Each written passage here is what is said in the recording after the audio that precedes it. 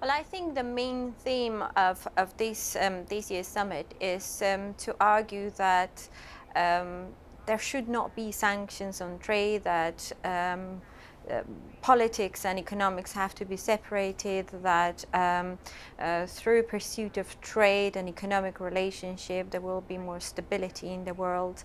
In terms of the rebalancing, again, to be honest, it's not very clear what the Russian view is, but I suppose that in terms of rebalancing, it is about addressing sort of large surplus, current account surpluses or deficits, and looking to developing the domestic demand in those countries that have large current account surpluses, currency policies as well, exchange rate policies.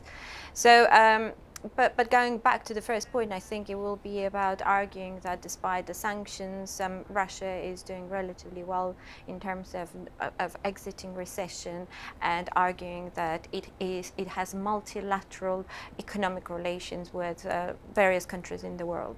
Mm-hmm. Professor Ramamurti, now relations between Russia and the United States deteriorated in 2014 over the Ukraine crisis, and the US imposed several rounds of sanctions against it. Last year, the Obama administration decided not to send any representative to the forum. However, this year, President Trump confirmed he has sent his ambassador to Russia to this forum, but he will not be a speaker at the event. Does this signal a revival in US-Russia dialogue, at least in terms of business cooperation? I think it does. I think these are small changes that are starting to happen, and at the grassroots level, I think you're seeing greater participation by US companies in the program. I understand more companies, American companies, will be participating in this year's program than in the past years. And even though at the official level you're not seeing a deep engagement, I think we're seeing the starting of a process by which at least companies can start talking to each other, US companies starting to talk to Russian companies in anticipation of the day when some of the sanctions might be lifted. I think at the time the program was initially put together a few months back, the organizers may have expected that US-Russia relationship would have hit the reset button, as some people expected. Mm-hmm. That hasn't quite happened, but I think we're beginning to see the rumblings of some changes. Mm-hmm. Professor Ramamurti, now this meeting also comes after Indian Prime Minister Modi's visit to Germany, Spain, and now Prime Minister Modi is making an appearance at the forum. How do you look at the importance of economic ties with Russia to India? I think in the case of India, the political relationship is probably ahead of the economic relationship. India and Russia have had long ties since the Cold War days, and Russia was a major supporter of India's development in the early years after India became independent. So there is a friendship and a certain trust and relationship. But the economic relationship between India and Russia is actually almost trivial. It's something like $8 to $10 billion a year of trade for two giant economies. So it should be a whole lot more than it is. But the fact that Prime Minister Modi is coming in person and as one of the special guests at this event indicates that he is interested in ramping up that relationship.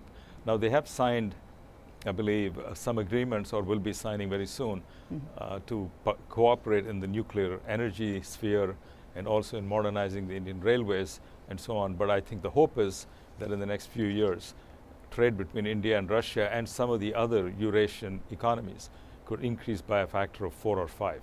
Yeah, Ms. Gevorgyan, I have about 1 minute left, but I really want to find out your expectation of the relationship between India and Russia going forward, both in terms of economy and in terms of political relations. Well, I would slightly disagree with your guest, if I may.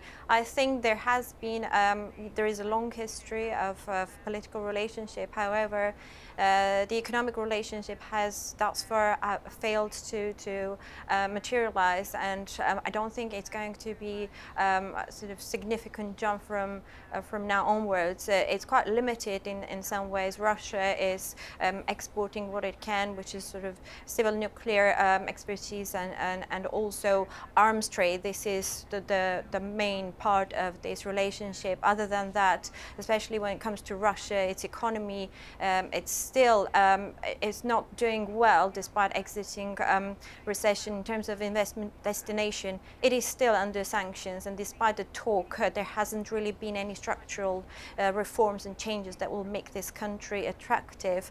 And I do agree that the relationship with the US is much more thorny, and to make things worse, it just comes against the backdrop of fresh sanctions against at least 9 Russian companies imposed by the US government. So there's a lot of talk between Russia and India, or also between Russia and China, but we really have to see whether this will materialize and diversify away from energy cooperation and arms deals.